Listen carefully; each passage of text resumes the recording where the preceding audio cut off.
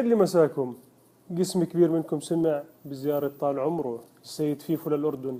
حقك علينا والله يا فيفو، ما قمنا بواجبك كما يجب. لك يا مقلعط يا خول يا فيفو، لا أهلا ولا سهلا فيك بالأردن، ولا بنتشرف بجيتك على الأردن، لا أنت ولا أي واحد من شاكلتك، كل واحد بشد عيدك. ما ضل غير عليك وعشكالك تيجوا تعملون البحر الميت مزار وتقولوا هاي مقبرة جدودنا. هلا بريحة هلي يطز فيكم ولا كنت وياه. يا ريت ابوك جا شد عضلي بهذيك الليله اللي جابك فيها، ولا امك رفسته جوز طيرته من سقف الدار كان ما شفنا السحنه. هديك بس اذا ربنا ما هداك ان شاء الله ياخذك انت وكل واحد من شكلتك. وين طبخي له منسف لهالتافه وبيعلموه ياكل بيده. تفرجوا. بدك تعمل طابه اطابه اللي تمزع وجهك مزع ان شاء الله لغوصت ام المنسف، ولا كشكالك اخرها تاكل سريلاك وحليب بالرضاعه يا معرس. روحي. قولي كيف الوضع معك؟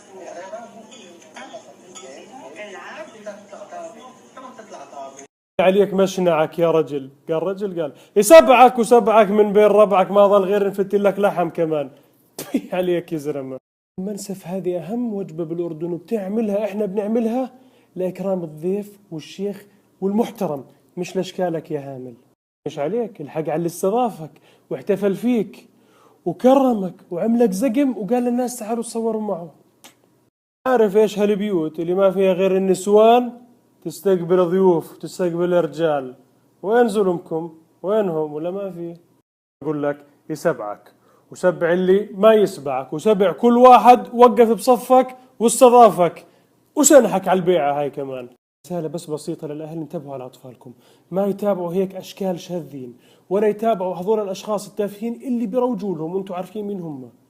قلنا بعمر 12 ل 16 سنة عجينة طرية سهل تشكيلها، دير بالكم يطلعوا زيهم. مجتمعنا انه عادي وكول يكون عندك صاحبك شاذ. لا حبيبي، بدناش نعمل ونطبق اللي بتعمله التافهة اللي قاعد بتروج للحكي هذا وانتم عارفين.